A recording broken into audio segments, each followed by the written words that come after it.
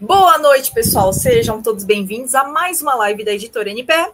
Eu sou a Gisele e eu tô aqui hoje junto com o Jeff, que a gente vai falar de um assunto muito especial, né, pessoal? Então, boa noite, Jeff. Seja bem-vindo à nossa live hoje da Editora. Boa noite, pessoal. Sou Jeff Samagaia, sou membro da Academia de Letras, mentor de escritores, sócio da Editora NPE junto com a Gisele, né? E hoje nós vamos trazer aqui um assunto bem bacana para vocês. Creio que você deve ficar do início ao fim, porque você vai entender um pouco melhor do processo de escrita, né, Gisele? Exatamente, né? Hoje a gente vai falar com vocês porque a importância, né, para que você não deixe que o mundo conte a sua história, né? A importância de você registrar a sua história em vídeo. Por que que você deveria registrar a sua história em um livro, a sua história, deixar a sua história, o seu legado por escrito, né? A primeira coisa que eu vou falar para vocês é o quê? A gente vive hoje na era da informação, mas também a gente vive na era do esquecimento rápido. E o que isso quer dizer, a era do esquecimento rápido? A gente está vivendo essa velocidade das redes sociais. O que acontece nessa velocidade das redes sociais? A gente posta um conteúdo, a gente posta um stories, 24 horas depois isso sumiu. A gente posta uma notícia no feed, amanhã ela já é notícia velha. Então, o que acontece? Tudo que a gente vai contando para vocês, tudo que a gente vai colocando é uma coisa que vai se esquecendo e vai se apagando rapidamente, né? E é o contrário do que acontece quando a gente escreve um livro, né, Jeff? Com certeza, né? Quando você escreve um livro, você deixa algo para a posteridade, né? A gente costuma dizer que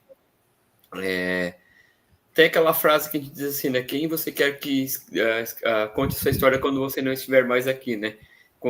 Você através da escrita de um livro ou pessoas que conheçam recortes da sua história, né? Então, essa jornada, essa maneira de você assumir o protagonismo da sua história não é somente enquanto você estiver vivo, enquanto você estiver permanecendo nesse plano, e sim deixar um livro escrito, escrever a sua história, deixar um livro para a posteridade, é você assumir o protagonismo, mesmo quando você não estiver mais aqui, né, Gisele? Exatamente. A gente pensa o seguinte, ó. Vamos pensar como acontecia as coisas, como era a sabedoria antigamente, né? A sabedoria antigamente ela era passada de geração em geração, principalmente de forma através da oralidade, que é o quê? É quando alguém vai contando essa história, a gente conta a história, a gente ouve dos nossos avós, das pessoas mais velhas. Aí a gente tem que pensar o quê? Como essa história antigamente era passada através da oralidade, pensamos assim, ó, quando o ancião morre, quando essa pessoa detentora de toda essa sabedoria morre, é quase como se uma biblioteca inteira se incendiasse, porque todo o conhecimento que ela possuía, todo aquele saber que ela detinha, acaba morrendo junto com ela, né? E aí, eu diria assim, ó, se você hoje pudesse perguntar alguma coisa para os seus bisavós, né? O que você perguntaria? E por que você, eu quero que você pare e faça uma reflexão assim, ó, por que você não sabe essa resposta, né? Porque essas histórias, essas respostas, querendo ou não, elas se perderam ao longo do tempo, né, Jeff? Isso. É até bom tocar nesse assunto, né, Gisele? Porque a editora NPL nasceu digamos assim, de algo inesperado, na realidade, né? Eu sempre conto que eu falava para o meu pai que ele deveria escrever o livro da família, porque ele tem todo um estudo da árvore genealógica da família, até os tataravós dele, no caso, meus pentavós. E aí eu disse assim, pai, por que o pai não registra esse livro, né? Coloca num livro para que fique registrado, para que se divulgue para mais pessoas, não fique só no computador do pai ou no site onde pessoas não têm muita intimidade com a tecnologia. Se o pai botar isso no livro, vai ficar legal. E aí, de tanto eu falar, de tanto eu, digamos, encher o saco dele, um dia ele falou assim para mim, olha, eu acho que você está transferindo uma responsabilidade para mim, né? Eu acho que quem deveria escrever um livro é você. Eu quero, talvez um dia eu escreva, talvez eu não escreva esse livro, Mas eu acho que essa responsabilidade, esse legado, quem tem que deixar é você. E foi quando nasceu daí o primeiro livro, né? A gente conta um pouquinho antes do primeiro livro que não deu certo, mas o primeiro livro que efetivamente saiu da editora Impel, o livro número 1, que eu gosto de fazer uma analogia com a moeda número 1 do tio Patinhas, do CLT ao MKT, nasceu dessa provocação. De eu pensar assim, a gente foi visitar meus pais na cidade deles, e voltando eu fiquei com aquilo na cabeça. E aí, nesse retorno a Blumenau, né, quando a gente estava voltando e conversando com a Gisele, eu disse, não, eu vou escrever esse livro. E aí nasce o desse CLT ao MKT, justamente por esse incômodo, essa pulga atrás da orelha que ficava dizendo assim, meu, quando eu não estiver mais aqui, como é que eu vou deixar esse legado? Como é que eu vou deixar minha história? Como é que eu vou contar a minha história para os meus filhos, para os meus netos, para os meus bisnetos, quando não estiverem mais aqui? E aí entra essa questão que a Gisele falou, né? De quando um ancião morre, é praticamente uma biblioteca de conhecimento, de experiências que se incendeia, ela vai embora, ela não fica. As pessoas que conheciam a história do bisavô, do tataravô, ela vai se perdendo com o tempo. É como se fosse um telefone sem fio, né? Você faz aquela brincadeira do telefone sem fio, coloca 10 pessoas. Você passa a mensagem para ela aqui, para a primeira pessoa, chega lá na 10ª pessoa, já não é mais a mensagem ela vai se perdendo ao longo do tempo. E quando você escreve o livro, quando você deixa a sua história registrada para a posteridade, não tem como essa mensagem ela se perder ao longo do tempo. Por quê? Porque é você contando a sua história, é você deixando o seu, o seu legado para a posteridade, né, Gisele? Exatamente, né? E aí a gente entra numa situação que é o perigo da narrativa alheia. Em que sentido essa questão que a gente enxerga o perigo da narrativa alheia, né? Como o Jeff bem falou, quando você está escrevendo o seu livro, quando você faz essa escrita, você faz esse registro, é você mesmo contando a sua verdade, a sua experiência, a sua vivência. Mas quando você não é o contador da sua história, alguém conta ela por você, né? E aí qual é o risco? Que provavelmente essa pessoa vai contar essa história com um viés.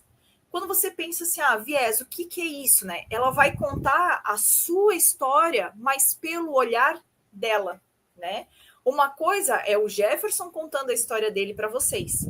Outra coisa bem diferente sou eu contando a história dele para vocês. Eu estou observando um recorte e eu estou dando a minha interpretação para a história dele. Então, falta o que ali? A experiência dele, a emoção dele, as vivências dele, que a única pessoa que pode realmente contar isso de verdade é ele. E assim é também com a sua história. A única pessoa que pode contar qual foi a experiência dessa vivência, quais foram as emoções que você viveu, é você mesmo, né? Então a gente tem que pensar o quê? Que escrever não é uma questão de vaidade, porque eu quero ter o meu livro, né?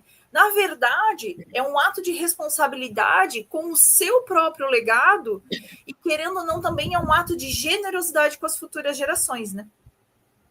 Eu gosto de falar, né, que quando você tem algo para compartilhar, para deixar para a posteridade, quando você tem um conhecimento, um método, quando você tem uma experiência de vida que pode impactar positivamente outras pessoas, que pode transformar outras vidas, se você não deixa ela registrada, você está sendo um tremendo de um egoísta. Por quê? Não faz sentido você não deixar isso, compartilhar essa história. Não faz sentido você ensinar às futuras gerações o que você aprendeu ao longo dos anos de experiência. Essa mudança de mentalidade, ela tem tomado cada vez mais corpo no Brasil. A gente vê hoje um movimento de pessoas muito maior do que 10, 15 anos atrás. Claro, por conta da facilidade da tecnologia, por conta de uma série de outros fatores que poucos anos atrás, 20, 30 anos atrás, era um pouquinho mais complicado, 10 anos atrás era um pouco mais complicado, né? Mas hoje não tem mais desculpa, né, Gisele? Hoje você consegue deixar essa história registrada num bloco de notas do computador, você pode deixar lá no editor de texto online, na sua rede social, enfim, você pode criar um Instagram, por exemplo, contando partes da sua história em posts, por exemplo. Então, não tem mais sentido você não compartilhar esse conhecimento, né? E aí a Gisele traz essa questão da narrativa alheia, né? Quantas pessoas que a gente conhece a história contada por outras pessoas e que não é a verdadeira essência, a verdadeira experiência, emoção, generalidade da pessoa. A gente conhece história contada por outros. Agora, quando você pega um livro de um escritor, onde ele contava a história dele, onde ele escrevia poesia, histórias, do pensamento, da emoção, do conhecimento dele, você é outra pegada, né? Então, quando você está escrevendo um livro, quando você deixa esse legado para a posteridade, o que acontece? Acontece que é você contando essa história e ninguém mais. Mesmo você não estando mais aqui. E quando você não faz isso, não deixa isso registrado, o que acontece? Você vai passar de uma vaga lembrança ou vai ser uma saudade de alguém que lembre de você e a sua história ela fica alheia à mercê de ser contada por outras pessoas, né, Gisele?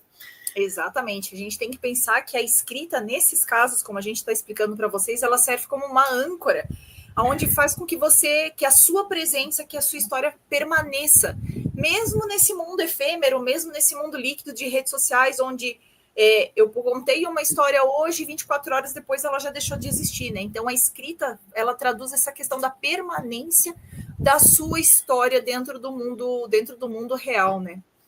Mas aí a gente pode...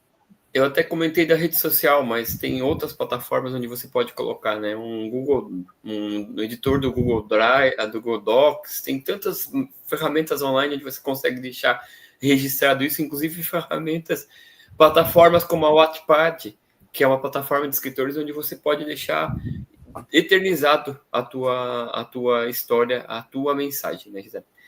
Isso, mas aí a gente pode pensar qual é a maior dúvida de quase todos os escritores, né? Mas vocês estão falando de registrar a minha vida, de como é que eu vou fazer para registrar a minha história.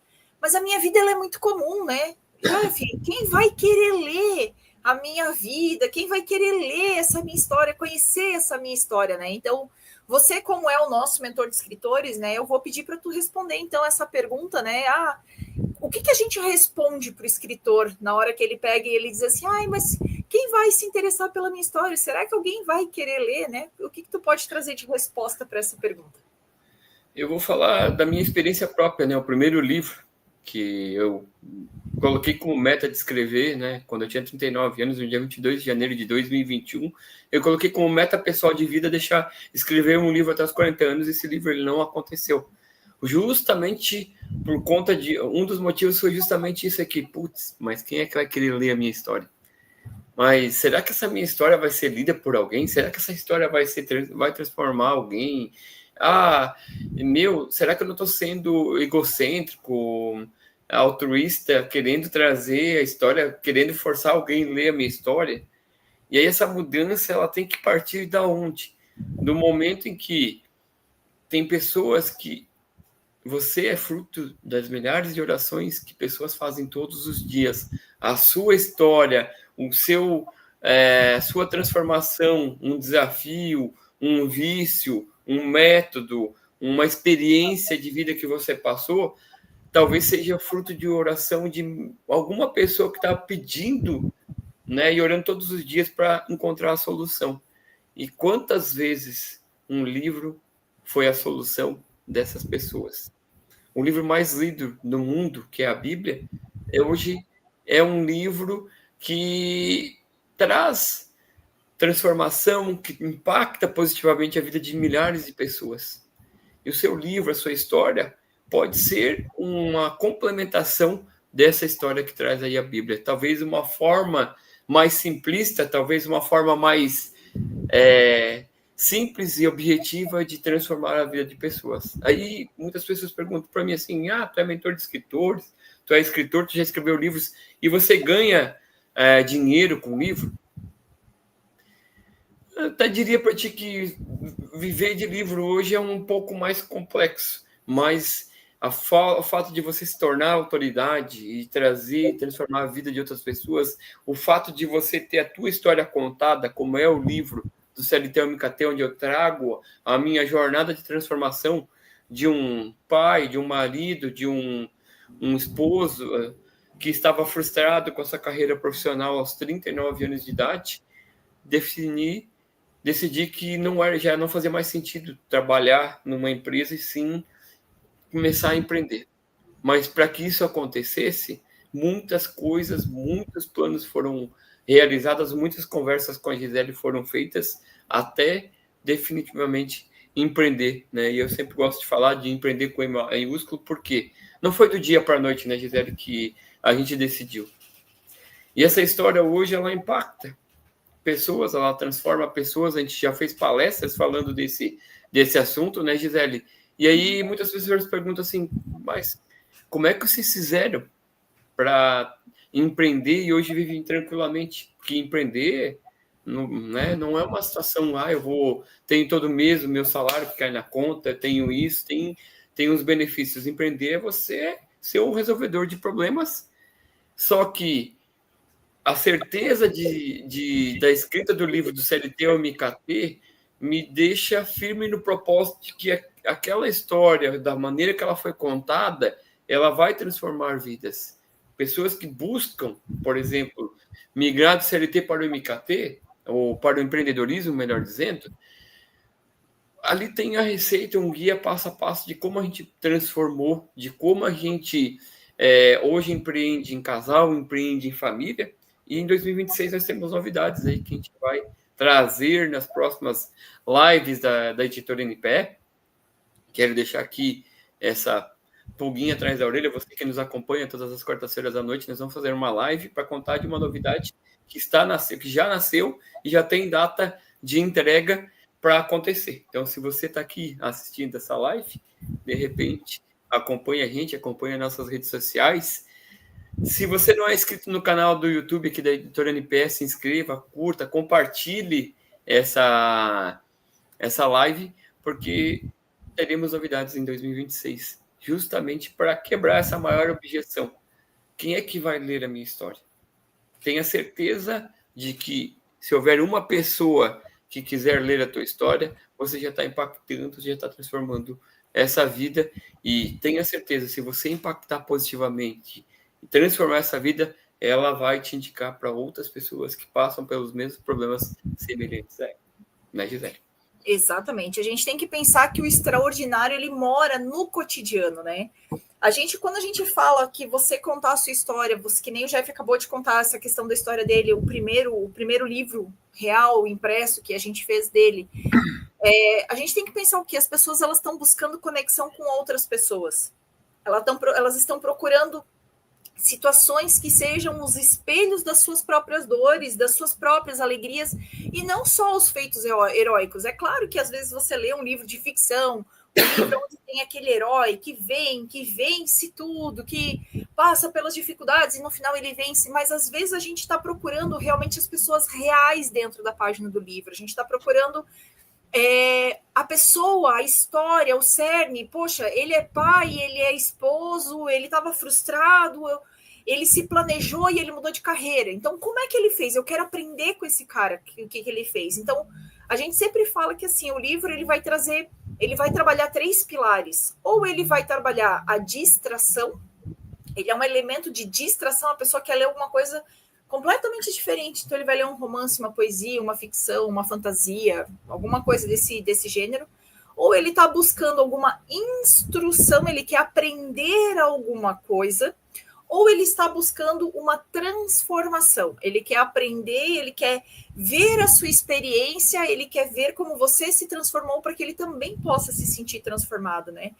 E aí, quando a gente fala disso, a gente fala que o erro mais comum quando o escritor está escrevendo a sua própria história é ele tentar fazer uma linha cronológica muito fria. Eu nasci, eu cresci, eu venci. Eu nasci, eu cresci, eu casei. Eu nasci, eu cresci, eu quebrei e me recuperei. Assim, isso não é exatamente um livro. Por quê? Porque está faltando aquele quê de emoção. Está faltando aquele momento em que, poxa, e a transformação, e o que aconteceu, e o que ele passou, e eu não quero terminar de ler porque eu quero saber como é que acaba essa história, eu quero saber como é que ele se recupera, eu quero saber como é que ele se organizou, eu quero saber o que aconteceu. Então, quando a pessoa quer saber o que, ela quer saber, ela está interessada na tua história, a tua história está conectando com ela, não é simplesmente eu nasci em Cascavel, quando eu era criança, eu me orei em Curitiba, depois eu fui para Blumenau, depois eu fui para Curitiba de novo.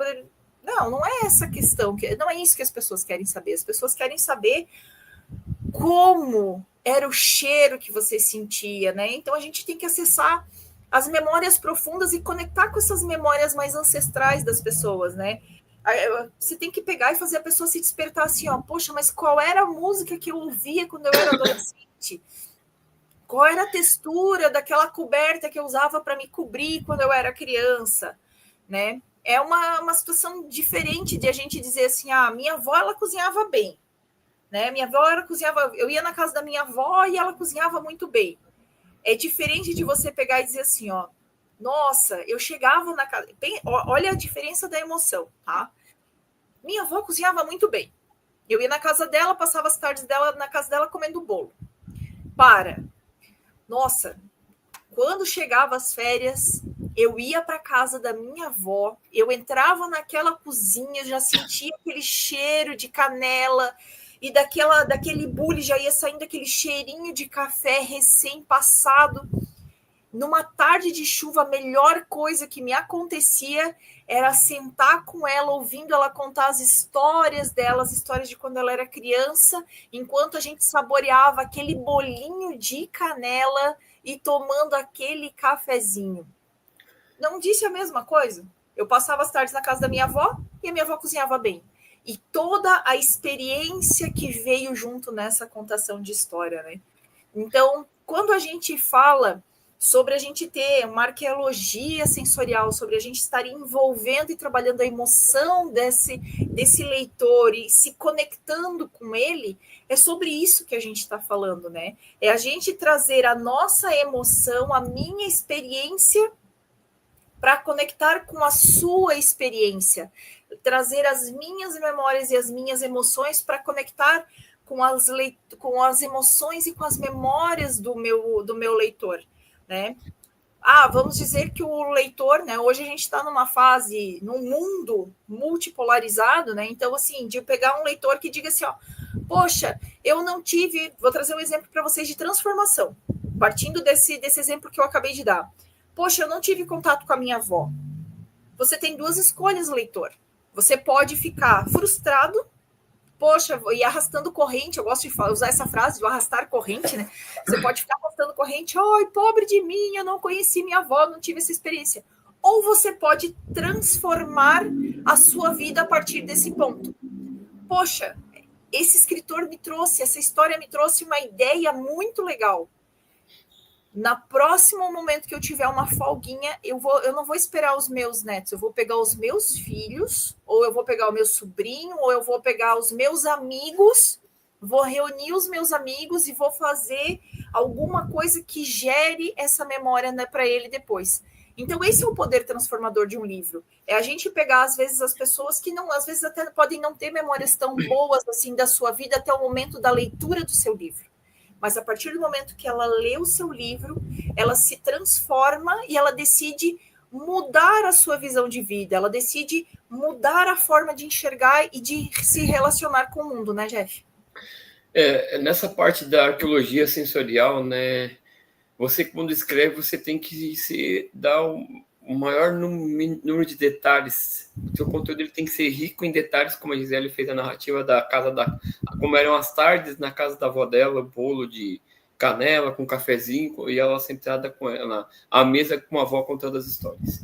O que traz isso, pessoal? Até um dos pilares da editora NPE, que é despertar a criatividade e a imaginação. Quanto mais rico em detalhes for a sua história, quanto mais você enriquecer a sua história, contar, trazer a emoção, os fatos sensoriais, detalhar que estava sentado na cadeira, na mesa, tomando café na xícara amarela, com aquele bolo de cheirinho de canela, com minha avó contando as histórias, o que traz para as pessoas?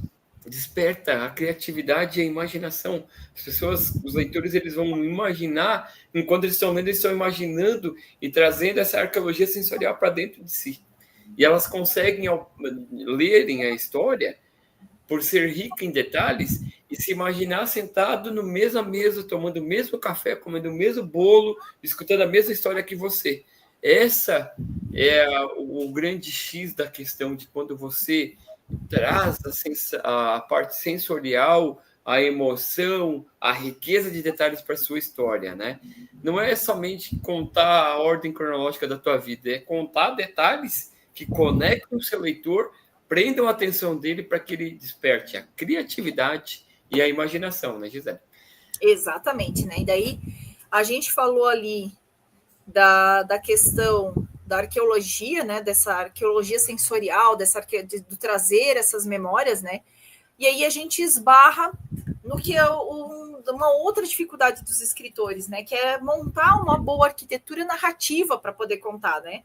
É a gente ter aquele amontoado de lembrança e precisar transformar esse amontoado de lembrança em um livro que realmente a pessoa vai querer ler e vai querer continuar a ler. Porque, como o Jeff falou, é interessante trazer os detalhes para fazer uma conexão emocional, mas você também tem que cuidar para que os detalhes não sejam demasiados detalhados, nos mínimos detalhes, porque daí parece, sabe que parece aquela coisa assim, pô, ele está enrolando para tentar encher mais página de livro, né?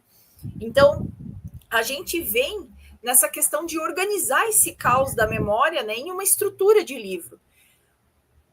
Quando a gente fala disso, a gente sempre traz a situação de que um dos maiores medos do escritor é olhar para aquela página em branco do Word, com aquele risquinho piscando no cantinho da tela, né? Aquele risquinho piscando, piscando, piscando, piscando.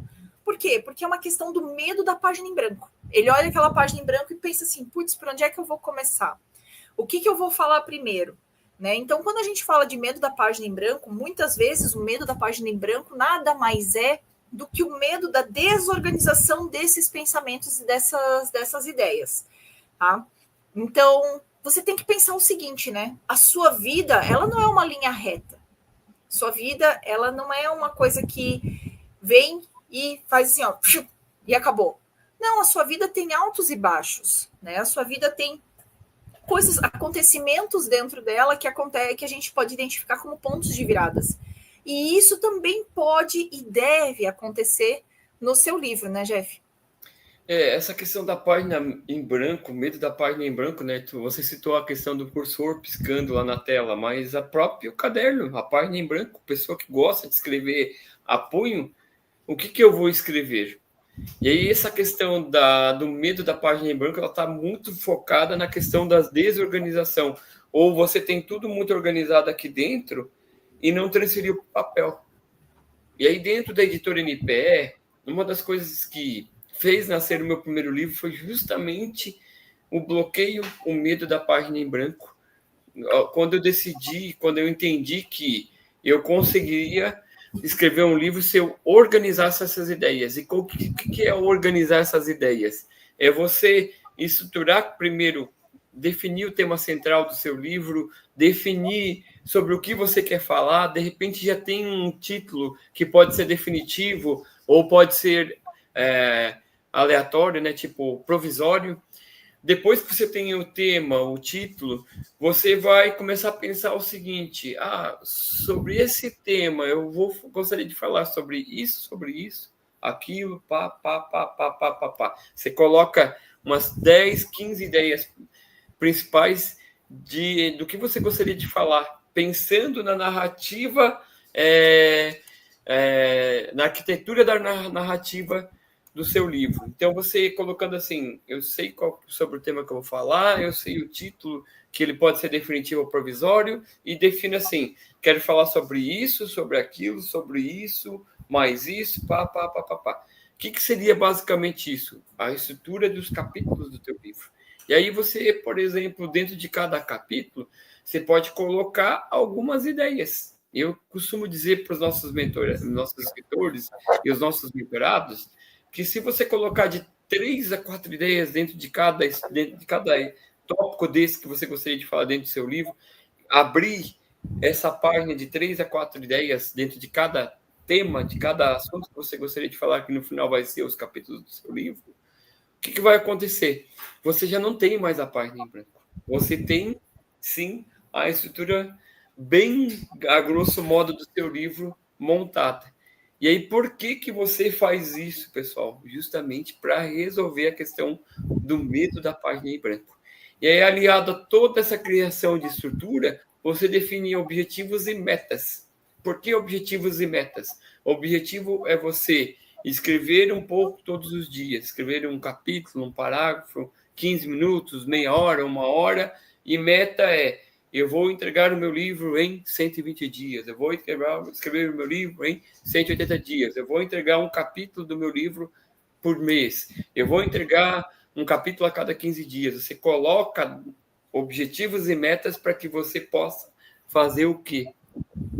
Entender que um livro ele não nasce da noite por dia. Entender que um livro ele é um processo de transformação que você passa, que também é um dos pilares da editora NPR. Você, quando escreve, você passa por um processo de transformação, por um processo de autocura, por um processo de entender que aquilo tudo só faz sentido se você passou por aquela determinada experiência. E aí, quando você estrutura, quando você define os objetivos e as metas de cada capítulo, o que acontece? Você já tem, digamos assim, o esqueleto do teu livro. E aí, com os objetivos e metas definidos, você vai começar a escrever, você vai entrar no processo da escrita do livro em si, no manuscrito do seu livro, né, Gisele? E aí, exato, quando você trabalha toda essa metodologia, toda essa estrutura, o que acontece? Você já não tem mais o medo da página em branco, você já não tem mais desculpa para não escrever o seu livro, né, Gisele? Isso aí, então a gente pega e pode falar também assim que você consegue, quando você faz toda essa divisão e essa organização que o Jeff falou, você consegue também identificar quais são os pontos de virada da sua história, né? Porque você vai colocar ali aquele rascunho, aquele guia mental, né? Para você conseguir esvaziar um pouco a sua mente e deixar a sua criatividade também fluir para você poder ter uma melhor escrita, né? Você consegue, então, né, identificar essa questão de pontos de virada e vai fazer que vão ser os marcos do seu livro, né? Os momentos que dividiram a sua vida, antes ou depois, uma perda, uma mudança, um amor, um fracasso, um sucesso, né? Porque o sucesso também é um ponto de virada. E você não tem que ter medo de contar a sua história, porque a gente está falando aqui basicamente de você contar a sua história, né? Você não tem que ter medo de contar a sua história. Você é o ser humano que você é por conta da sua história, por conta da bagagem que você traz, das experiências que você viveu, né, Jeff? Uhum. E aí entra essa questão do fio condutor, que é o tema central, né? Quando você divide os temas de cada capítulo, se vai ser sobre resiliência, se vai ser sobre a busca da identidade, sobre o perdão, sobre vencer um desafio, sobre criar um método de estudo, de trabalho, né? E aí você vai agrupando isso em capítulos, os temas em capítulos por ciclos de vida, em uma vez, e aí você já tem a estrutura do seu livro praticamente pronta, né? E qual é o objetivo de definir essa estrutura, além da página em branco? É levar o leitor em uma jornada que faça com que ele sinta a transformação do protagonista da história, que é você, né, Gisele? Exatamente, né? Então, a ideia é que você sabe quando você está numa roda de conversa, numa roda de amigos, ou quando você está contando para um amigo que você não vê há muito tempo o que aconteceu na sua vida. Então você não vai pegar e vai dizer assim, ó, em 1983 eu nasci. Em 1984 meu irmão nasceu. Em 1986 eu bati a minha cabeça e precisei levar pontos. Não, você não vai pegar e separar aquela coisa, não, você não está falando um diário, a menos que esse seja o fio condutor do seu livro. O livro condutor do seu livro pode ser um diário? Claro que pode, mas ele vai estar formatado desse jeito, do começo até o final. E mesmo os livros que são formatados na forma de diários, eles têm também os pontos de virada. Eles têm os dias que são mais monótonos, Ele tem os dias mais emocionantes, ele tem os dias mais tristes, ele tem os dias mais alegres. E a linguagem que você vai trazendo no livro, ele vai trazendo essa nuance de emoções. E quando a gente fala que a nossa vida ela é uma montanha russa, o nosso livro também. Está acontecendo alguma coisa, chega naquele clímax, poxa, aconteceu, então teve o ponto da virada. De que forma ele ressignificou isso? Ah, foi dessa forma, então ele conseguiu conviver melhor com as pessoas. Então, assim, a gente tem esses altos e baixos que são os marcos do livro, né? Que vão sendo levados pelo fio condutor, que é o quê? No final, qual é a lição que você quer que a pessoa extraia desse livro? Né? Esse é o fio condutor. Você quer que a pessoa fique transformada com seu livro, então se ele vai contar os altos e baixos que te levaram e que vai levar essa pessoa a essa transformação também, né? É importante, né, toda essa questão da transformação, né, que ela tenha um início, um meio e um fim, né? Um livro, eu costumo dizer que ele tem um projeto, é como se fosse um projeto de vida. Você, quando começa uma faculdade, você começa, chega no meio dela e depois se forma. Você começa a estudar lá no ensino primário, depois você vai para o ensino fundamental, depois para o ensino médio e acaba a sua jornada como estudante para começar um novo ciclo que é a faculdade. A nossa vida, ela é exatamente o que a Gisele falou, né? Essa transformação, essa roda gigante, essa montanha russa de altos e baixos. Se a sua vida não tem altos e baixos, se a sua história não tiver altos e baixos, ela não prende atenção e não do leitor e não convida ele a ter essa senso crítica, essa jornada de emoção e, principalmente, não gera uma transformação, uma mudança na vida desse leitor, né, José? Exatamente, né? E daí, partindo daí, a gente chega numa situação onde as pessoas começam a pensar assim, começam a encontrar e esbarrar nos seus próprios bloqueios, né? Que vamos dizer que seriam praticamente os guardiões do seu silêncio, né? São as coisas que fazem com que você continue em silêncio. Ah, eu não sou criativo. Ah, eu acho que essa história não tá boa ainda o suficiente para ser contada. Ou, poxa, mas aí as pessoas vão ler e vão ter contato com situações que aconteceram comigo, então eu vou ser exposto, eu vou estar expondo a minha vida, né? É aquela vozinha lá no fundo da tua memória que ela diz assim, ó, meu, isso tá horrível. Mesmo antes de você terminar de contar a sua história, de terminar de completar aquela frase, aquele parágrafo, aquela página, né?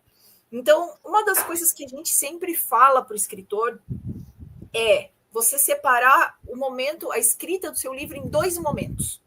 Você vai ter o momento da criação, aonde o papel tá ali, a tela do computador tá ali, né? Vamos dizer que vamos levar em consideração que aquela telinha branca que a gente vê é um papel.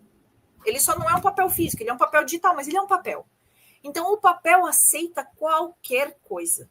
Você pode escrever o que você quiser, o que vier na sua cabeça, as emoções que você estiver sentindo na hora que você está escrevendo. Você vai escrever. Esse é um momento de criação, né? Então, esse é o primeiro momento. O segundo momento, ele é o momento da edição. Mas aí a gente tem que pensar o quê? Eles são momentos distintos. Eles não são momentos que acontecem, eles não são 2 coisas que acontecem ao mesmo tempo. Você não vai criar e lapidar ao mesmo tempo. Você vai criar, você vai botar tudo no papel. E depois você vai editar. Pense assim, ó. O joalheiro tá lá enfiado na mina, polindo o diamante para fazer o anel de noivado, enquanto o mineiro ainda tá lá tirando aquele pedaço de carvão que ele vai abrir para encontrar o diamante dentro? Não. Primeiro o mineiro vai estar lá dentro daquela mina, cavocando aquela terra, encontrando a pedra bruta, que daí depois ela vai chegar na mão do joalheiro, que vai pegar aquela pedra bruta e vai trabalhar ela para que ela se transforme em uma joia, né? A mesma coisa é o seu livro. Ah, mas eu preciso ir atrás de alguém para fazer essa primeira edição. Não, pode até ser você, mas você vai ter o seu momento mineiro, vamos dizer assim, onde você vai estar minerando lá dentro da sua cabeça todo o conteúdo que você quer trazer para o papel, e depois você vai ter o seu momento joalheiro, e você vai pegar todo aquele conteúdo bruto que você pegou, que você recebeu, e você vai lapidar e transformar ele numa joia. É importante que nessa hora você pense o seguinte, você tem que se permitir escrever mal. Não é um problema escrever mal, né? Por quê? Porque um rascunho ruim, ele pode sim ser editado, mas uma página em branco não tem nada para editar. Então, se a gente não escreve nada, a gente não tem nada para lapidar. Então, se você vai lá e escreve um rascunho ruim, depois você vai ler, vai tirar as melhores partes, vai extrair, vai melhorar um ponto aqui, um ponto ali, e você vai transformar aquele teu rascunho que no primeiro momento ele tá ruim, você vai conseguir transformar ele numa joia para entregar para as pessoas que você gosta, para entregar para os seus leitores, né? Porque se você está escrevendo para alguém, é porque você gosta de alguém, é porque você quer impactar a vida de alguém. Então você vai conseguir criar essa joia a partir desse rascunho mal escrito no primeiro momento, ou que você não sabe o que pode ter nesse primeiro escrito ou não, né, Jeff? Eu gosto de falar aqui, né, essa questão da fase de criação e da edição, né? Nas nossas mentorias, o que a gente fala para o escritor, né? Quem que nunca pensou assim, que tire a primeira pedra, né? Eu vou escrever e eu já vou fazer a correção porque não sei o quê, porque senão, se tiver erro ortográfico, o que vão achar de mim, enfim. E aí eu costumo dizer para os nossos mentorados, escritores, que a gente tem o ócio criativo, aliás, não sou eu dizendo, isso já é comprovado cientificamente, que a gente tem um período de criatividade e, de repente, ela despenca. E aí chega um momento que você vai escrever e a coisa não rende. Nesse momento, você pode voltar e reler a sua história. Então, o que a gente costuma dizer para os nossos mentorados escritores? Aproveite o momento da criatividade, aproveite o momento de motivação, escreva sem se preocupar com pontuação, com erro de ortografia, só coloque tudo para fora, tire da mente e jogue no papel. Por quê? Mente vazia, ela libera a mente para novas coisas, para novos conceitos, para novas criatividades, né? E aí, dentro dessa questão do medo da exposição, dessa questão da autocrítica e do bloqueio criativo, o que eu posso dizer para vocês, pessoal? Né? A gente já chegou a 560 escritores e 557 escritores e 160 livros publicados na editora. E muitos desses escritores vieram para a gente e disseram assim: porque eu não quero, eu estou escrevendo um livro para mim, mas eu só quero para mim, não vou vender ele, eu não vou entregar para ninguém, eu só quero ter para deixar para a posteridade. Ou eu vou entregar para minha família, enfim, né? Para algumas pessoas mais próximas. Ou eu só quero um livro. Essa pessoa, de cada 11 que fala isso, de cada 10 que falam isso, 11 estão mentindo. Por quê? Você não vai escrever um livro só para deixar guardado na gaveta, você não vai escrever um livro só para dizer que você foi escritor de um livro só e de um leitor só. Você sim vai escrever para que outras pessoas leiam. E essa questão da autocrítica, eu costumo dizer para os escritores, né, nossos, que o pior escritor, sabe aquele livro mais mal escrito da história da humanidade? Ele é melhor do que a sua escrita, do seu livro que nunca saiu daqui, que você nunca colocou no papel. Então, o pior escritor, ele é melhor do que você que nunca escreveu o seu livro. Então, se vai ter gente que vai criticar, se vai ter gente que vai falar que, porque agora virou escritor, enfim, você tem que se grudar no seu propósito, no propósito de transformar pessoas. Tenha certeza que você vai transformar muito mais pessoas do que pessoas que vão criticar o seu trabalho. E ainda vou te falar mais uma coisa. As pessoas, depois que você disser que é um escritor, que vocês têm um livro publicado, elas vão as pessoas que te criticaram no momento que você estava escrevendo esse livro, elas vão passar a te admirar, sabe por quê? Porque você é um autor publicado, você gerou uma autoridade que elas não tiveram coragem de gerar. Você escreveu um livro que muitas delas não tiveram coragem de escrever. Então, o que eu posso te falar nessa minha jornada de mentor de escritores, de escritor, é que você deixe de lado essas questões. Não se preocupe com o que as pessoas vão dizer. As pessoas que hoje te criticam, lá na frente, elas vão ser as pessoas que vão te elogiar e que vão te admirar, porque elas não tiveram coragem de fazer o que você está fazendo. Tá? Então, o que eu posso dizer para você é assim: Se você tem o desejo de se tornar escritor da sua própria história, queima no seu coração escrever a história de um livro, escrever um livro seu contando a sua história, seja qual parte da sua história for, coloque no papel. Já falei aqui anteriormente na live, nós somos frutos de milhares de pessoas que oram todos os dias, pedindo a solução de problemas que você pode estar fazendo através de um livro. Você, às vezes, é um mentor que capacita pessoas lá na tua região, na tua cidade, na região ali próxima da tua cidade. Agora, imagine o poder de um livro. Se você escrever quantos milhares de quilômetros esse livro pode viajar. Quantas pessoas, milhares de pessoas, centenas de pessoas podem ser transformadas com um livro, com o método que você escreveu. Então, não faz sentido você se preocupar com autocrítica, o medo da exposição. O que eu posso dizer para vocês é que 100% das pessoas que escreveram com a gente, elas começaram um pouco receosas, como todo projeto novo de vida, a gente começa com aquele frio na barriga. Então, é importante que você coloque 100% dessas pessoas, elas saíram desse projeto transformadas, saíram desses projetos criando uma autoridade e elas vêm depois e falam para a gente assim, você nem sabe quem eu tinha o maior medo que ia me criticar, hoje me elogia, me admira por ter me tornado escritor da sua própria história, da minha própria história, né, Gisele? Isso aí. E tem uma coisa que às vezes a pessoa fica com medo, que é a questão da ética, da exposição. E se eu magoar alguém contando a minha verdade, né? Então, uma das coisas que a gente fala para todos os escritores, principalmente quando ele está contando a sua história, e a sua história envolve a perspectiva de outras pessoas junto, é o quê? Você tem que navegar a ética, né? Quando você está contando a sua perspectiva, de que forma os fatos afetaram a você, os fatos que você viveu, como é que eles afetaram a você. E tem algumas pequenas técnicas que a gente pode usar para proteção, né? Usar nomes diferentes, né? Os pseudônimos para personagens secundários, para as pessoas que conviveram com você e que desenvolveram essa história com você. Mas focando na sua reação, no que aconteceu com você, na sua reação e na sua transformação interna, ao invés de ficar acusando a outra pessoa que seja o outro personagem do seu livro, né?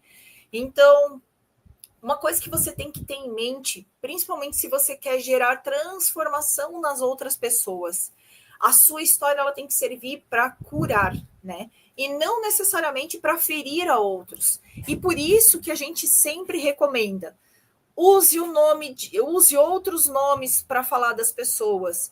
Use outros nomes de cidades, não precisa identificar qual é a cidade. Você pode ter se magoado com uma pessoa que tem a mesma idade do que você e no livro você apresentar ela da forma como você enxerga ela, né? Vamos dizer que eu enxergo aquela pessoa como uma pessoa mais infantilizada. Eu posso retratar ela no livro como sendo uma pessoa com uma idade menor, né? Para quê? Para que ela realmente não seja identificada. Só quem conhecer o seu íntimo, às vezes, vai conseguir identificar quem são os personagens de quem você está falando, né?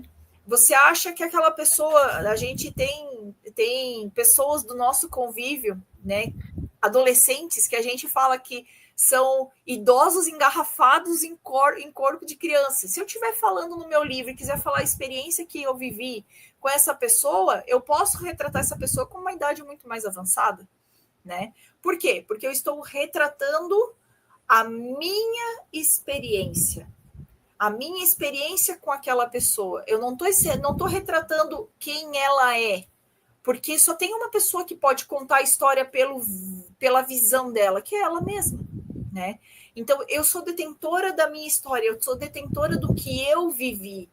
E eu tenho, a partir do momento que eu vivi, eu tenho o direito de contar. Eu só não posso contar, eu só não tenho o direito e o poder de contar a experiência e a transformação da outra pessoa, a não ser que ela tenha me trazido um relato detalhado e tenha pedido para que eu possa relatar isso para as outras pessoas, né? A gente fez isso no ano passado no livro de uma entidade aqui da cidade que a gente escreveu. A gente foi buscar a história da entidade, a gente leu documentos para saber o que se falava da entidade naquela época. Por quê? Porque ela nasceu praticamente junto com a gente, ela tem praticamente a mesma idade que a gente, essa entidade. E como é que a gente contou a história dela? Através de entrevistas com outras pessoas. Mas mesmo assim, não é exatamente o cerne da emoção de quem vivenciou. As entrevistas foram repassadas, foram relatadas. Então a gente contou a experiência de outras pessoas porque elas nos contaram. Mas e quando a pessoa não está mais aqui e ela não me conta? E se eu quiser escrever hoje a história da juventude do meu pai, que o meu pai já não está mais aqui? Eu vou ter que conversar com pessoas que conviveram com ele, porque eu nunca tive a chance e a oportunidade de ter uma conversa mais profunda com ele para entender como é que ele vivia a juventude dele. Eu sei pequenos recortezinhos da história. Eu posso compilar isso num livro? Posso, mas eu vou ter que inventar muita coisa para conseguir completar as lacunas que faltam. Porque eu não tenho quem me conte as lacunas que faltam. Então eu vou ter que criar. Então passa a ser um livro que a gente fala que é uma ficção baseada em realidade. Por quê? Porque algumas coisas sim aconteceram e muitas coisas disso não aconteceram, né? Então, ali, como eu estava falando, né? A história ela tem que servir, então, para curar, não necessariamente para ferir. Então, é um pequeno cuidado que a gente, enquanto editora, quando a gente está lendo o manuscrito de vocês, a gente chama o escritor e diz assim, ó, você está vendo esse trecho aqui que você está apresentando? Então, esse trecho que você está apresentando, ele pode ser interpretado de uma forma que não vai ser legal, que não vai ser bacana. Vamos reescrever? Você quer ajuda para reescrever, para a gente ajudar a te dar ideias de como reescrever para que seja contada a história focado na emoção e na sua transformação e não no reforço de uma identidade negativa desse personagem que você está apresentando, né? Então a gente tem esse papel dentro da editora, né, Jeff? Assim, só, né, trazendo um pouquinho mais essa questão toda que tu acabou de comentar, né? Lembre-se que você é o protagonista da história. E o protagonista ele tem o papel de servir as pessoas, os leitores, né? O escritor ele é uma espécie de servidor, ele serve contando a história, a sua transformação para transformar outras vidas. Então, quando você vai trabalhar com nomes, pessoas próximas que você não queira identificar, o pseudônimo, o nome, a idade, a cidade, isso tudo faz parte de um processo para que você também se proteja juridicamente e, claro, conte a essência da mensagem que vai transformar outras vidas sem prejudicar a você e sem expor as outras pessoas, né, Gisele? Lembre-se, maior é o que serve. E você, como escritor, está sendo um servidor, está servindo alguém para ser transformado através da sua história, né, Gisele? Exatamente, né? E daí vocês podem estar se perguntando assim, beleza, entendi tudo isso que vocês falaram de personagem, de história, de roteiro, de organização e de perder o medo da página em branco e transformar vidas e ser um agente transformador. Mas e aí, como é que eu faço para tirar isso do papel? Como é que eu faço? Como é que eu posso trazer isso para minha rotina? Como é que eu posso virar de verdade um escritor, né? Então, a gente fala dessa questão da rotina de escrita, né? Você pode, sim, escrever sem precisar fazer aquela questão do retiro, do escrever, meu período sabático para eu escrever um livro, né? Você não precisa ficar isolado numa cabana, num morro, numa montanha, montar uma barraca no meio do mato para se isolar do resto do mundo, ou tirar 3 meses de férias para escrever esse teu livro, né? Gente, os melhores livros, eles são escritos na brecha do dia a dia, né? Na brecha da vida real. Eu tenho 30 minutos que eu vou ficar no almoço, ou eu vou precisar, ou eu faço o meu trajeto na viagem. Gente, todo mundo tem um desse na mão hoje, né? Todo mundo tem um celular na mão e um bloco de nota. Enquanto tu tá sentado lá no teu ônibus, indo do teu percurso do trabalho, tu pega, bota lá o fonezinho de ouvido, bota uma música instrumental, bota a música que você gosta de ouvir, né? Por que eu digo do instrumental? Para não ter a letra da música bagunçando mais ainda a sua mente, então só aquele ruído para te acalmar, para te ajudar na concentração, e vai escrevendo enquanto você está na viagem do teu ônibus. Ou você está de carona com o carro, ou se você está dirigindo o seu carro, liga ali, abre um grupo teu do WhatsApp mesmo, abre uma mensagem de voz e vai falando. Vai falando para essa mensagem de voz e registrando, né? Hoje tem muita questão de digitação por voz. Você consegue abrir lá dentro, se você tiver a capacidade de usar a internet durante esse seu período de translado, enquanto você está dirigindo, abre lá, já sentou no carro, abre o teu Google Docs, acessa lá e autoriza a gravação por voz e vai falando, e vai ditando, e deixa a tua criatividade fluir enquanto você está dirigindo também, né? Um pouquinho antes de você dormir, ou bota o teu despertador um pouco mais cedo, quando tu acorda, né? Eu gosto de escrever enquanto está todo mundo em silêncio. Gente, o melhor momento para estar todo mundo em silêncio é a hora que está todo mundo dormindo, né? O único barulho que tu vai ouvir é um ronco ocasional, né? Que nem eu tô escutando aqui do meu lado, que tem alguém que tá dormindo aqui do meu lado.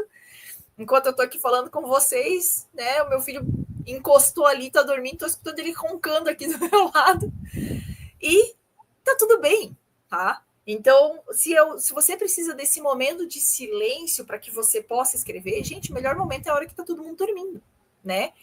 Mas eu vou virar a madrugada e escrever. Não, gente, a gente está falando de meia hora. Acordar meia hora mais cedo, ou ir dormir uma meia hora depois, dependendo do momento do dia que você é mais criativo.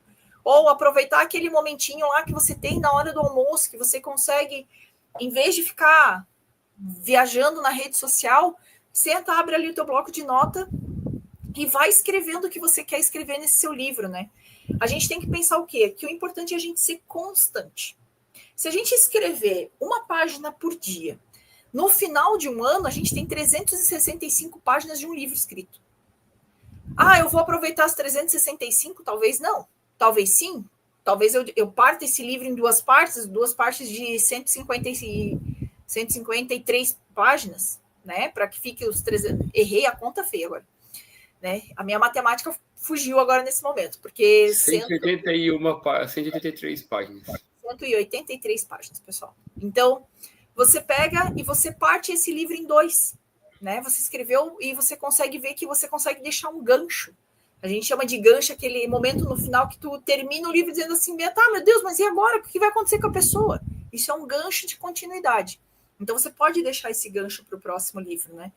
E o importante é você realmente ter essa questão da rotina, né, Jeff? É importante, né? Que nem a Gisele está comentando aqui, existe aquela lenda do escritor que se isolou na montanha, numa cabana, e se isolou durante 3 meses para escrever o livro. Talvez exista esse escritor. Mas o mais importante, a menor da desculpa que você pode dar é que você não consegue. Como a Gisele mostrou, nós temos aqui, acessa esse aqui todos os dias, cria um grupo de WhatsApp solitário, coloque mensagens, fale. Hoje tem ferramentas de transcrição que facilitam o teu dia a dia. Você grava um áudio, depois transcreve. O próprio WhatsApp já tem ferramenta de transcrição. Então, você vai criar um grupo de WhatsApp solitário, onde só tem você vai gravar os áudios ali durante o meio-dia do que você quer falar, escrever. Talvez a sua velocidade da sua criatividade falando é maior do que escrevendo. E depois você transcreve e lapida esse texto, na realidade, né? Mas o mais importante disso tudo é que existe a lenda do escritor da montanha que se isolou durante 3 meses para escrever o livro. Ainda existem escritores que têm essa rotina, mas eles vivem exclusivamente de escrever livros. Você que é um cidadão comum, você que está começando na jornada do escritor, vai ter que ir para as brechas da vida real. 30 minutos por dia, antes de dormir, depois acorda mais cedo. O mais importante é você criar o hábito de escrever todos os dias. Mas, Jefferson, eu não sei, eu quero escrever um livro, mas eu não sei o que eu vou escrever. Comece criando o hábito de escrever uma mensagem por dia, uma frase. Vou dar um exercício prático para você aprender a criar o hábito de escrita todos os dias. Pega uma pessoa por dia na sua lista de contatos e manda uma mensagem amanhã para a primeira pessoa da sua lista de contatos. Cria uma lista de contatos, né? E aí você pega dessa lista de contatos, um dia tu manda mensagem para o fulano e agradece por ele fazer parte da tua vida, porque ele te ajudou em algum momento, porque ele te deu a vida, porque não sei o que, blá, blá. No outro dia você vai lá e manda para a segunda pessoa. Depois, no outro dia, você manda para a terceira. E assim sucessivamente. Faça isso com 21 pessoas. Por que 21 pessoas? 21 dias são necessários para você criar um hábito de vida. E se você quiser continuar na jornada da escrita para se tornar um escritor que tem o hábito de escrever todos os dias, 90 dias. Por que 90 dias, Gisele? Você cria um estilo de vida. Quando você cria um estilo de vida, você não vive mais sem aquilo. Você escreve todos os dias. Em 90 dias, fazendo esse exercício diário de agradecer uma pessoa por dia, vai fazer com que você crie o hábito de escrever todos os dias. Vai fazer com que você sente a bunda na cadeira durante 15 minutos antes de dormir, na hora de acordar, de meio-dia, nas brechas da vida, você vai criar o hábito de escrita. E aí, quando você cria o hábito da escrita, nasce magicamente um livro de 365 páginas, se você escrever uma página por dia. E aí essa rotina ela precisa ser inegociável, é um compromisso sagrado com você e você mesmo. É um compromisso sagrado com você e o seu livro. É um compromisso sagrado com você e o seu propósito de vida. É um compromisso sagrado entre você e o seu leitor que você vai transformar no futuro. Então, gente, é a matemática da constância. É criar o hábito de escrever todos os dias. Faça esse exercício que eu expliquei para vocês agora. Coloque como meta agradecer, vou escrever uma mensagem de agradecimento todos os dias para 21 pessoas. 21 dias, está acabando o ano. Melhor época de você fazer isso, porque está todo mundo em clima de final de ano, ano novo, vida nova. Aproveite esses 21 dias, crie esse hábito para começar 2026 se tornando escritor da sua própria história. E aí a gente entra numa situação que daí vem o final, né? Que é o quê? Ah, ok, escrevi, revisei, né? Alguém revisou, eu revisei, eu lapidei, eu falei, eu tive o cuidado de não falar das pessoas, de ocultar o nome dessas pessoas através de pseudônimos e tudo mais, né? Aí a gente entra numa situação que a gente tem que pensar o quê? E agora o que eu vou fazer com isso, né? Se a gente olhar o mercado editorial atual, a gente vê o poder voltando para a mão do autor, né? Então ele pode sim publicar. Publicar não é mais tão caro, não custa 11 mil, 15 mil, 20, 30 mil reais para você publicar um livro, né? Você consegue hoje publicar através de opções mais acessíveis. Você consegue publicar de forma independente e profissional. Quando você conta com o auxílio de pessoas como nós aqui na Editora NPE, existem plataformas digitais, existe impressão sob demanda, onde você consegue imprimir quantidades menores, você consegue realmente ter essa questão de voltar a ter o poder, né? A gente tem que pensar que publicar ele não é mais um bicho de 7 cabeças, não é extremamente caro, ou só pode publicar se é famoso, se é professor, se é doutor, se tem mestrado, se tem doutorado. Não, você pode sim ter na sua mão o poder da sua publicação. Você pode sim contar com editoras que prestam serviço para escritores, como é o nosso caso, a Editora NPE. Mas isso é para uma outra live, né, Gisele? Eu acho que se você quer curtir, quer entender um pouquinho do mercado editorial, da publicação, da autopublicação, deixe nos comentários aqui. Eu quero conhecer um pouco sobre o mercado editorial, que nós vamos para uma próxima live explicar para você todo esse cenário de como é a publicação, do que é uma editora profissional, que plataforma digital você pode estar utilizando, porque de uma coisa você pode ter certeza, o poder voltou para a mão do escritor, o poder da publicação ele voltou para as mãos do escritor. Se você quer se iniciar na jornada do escritor, o momento mais importante é agora, o momento mais forte é agora. O que a gente pode deixar como mensagem final é o quê? Que a sua vida merece ser um livro. Não deixe a sua história ser contada por outras pessoas, não deixe a sua história ser esquecida quando você tem a oportunidade de escrever lá hoje, né? O melhor momento de escrever é hoje, o segundo melhor momento é começar a escrever essa história amanhã, né, Gisele? Eu digo que o melhor momento para começar a escrever essa história é hoje, porque o amanhã nunca chega, né? Uhum. O amanhã ele vai ter que virar um hoje. Então, escreva hoje, né? E ali o que eu estava falando da questão da publicação é realmente essa situação, né? É você ter claro para você que sim, a sua vida e a sua história podem e merecem virar um livro, merecem ser registrados, seu legado merece ser registrado em um livro, né? E a única pessoa que pode impedir que essa história exista, no final das contas, é você, né? Ninguém mais pode impedir o registro da sua história a não ser você mesmo, né? Se você quer registrar a sua história, se você quer ter tudo isso, você tem dentro da Editora NP um parceiro, né? Eu sempre digo que para a gente poder finalizar essa live de hoje, a gente, óbvio, convidar vocês para curtir, comentar, compartilhar, ativar sininho para não perder nenhuma coisa nova que a gente vai trazer dentro da editora, mas principalmente tenha muito claro para você é o personagem central e principal da sua própria história. E por que não dar voz a este personagem, né? Registre a sua história, registre o seu legado, não deixe o seu legado para ser registrado na mão de outras pessoas. Faça esse movimento, publique em pequenas edições só para distribuir para os seus filhos, para os seus netos, não tem problema, mas conte você a sua história, para que quando eles precisarem lembrar alguma coisa que eles querem lembrar de você, eles tenham aonde consultar. E eles não precisem fazer como que eu falei. Eu vou precisar, se eu escrever um dia a história do meu pai, eu vou precisar inventar muitas coisas para preencher lacunas, né? Então, não deixe essas lacunas em branco, deixe elas registradas em um livro, né? Essa é a minha mensagem hoje para a gente poder finalizar. O poder da sua história está nas suas mãos, acho que é a mensagem final dessa live, né?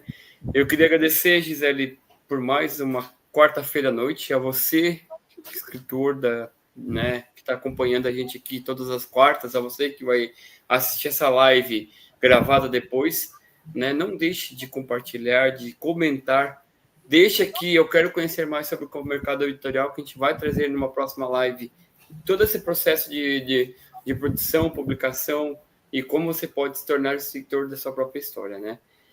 Não deixe de se inscrever no canal, de curtir esse vídeo, de comentar e de ativar o sininho para que você possa ser notificado quando nós estivermos aqui ao vivo todas as quartas-feiras. No mais, eu quero agradecer a todos vocês, a você, Gisele, e me despeço aqui, lembrando que na próxima quarta-feira estaremos aqui novamente. Um grande abraço e até mais. Tchau, tchau.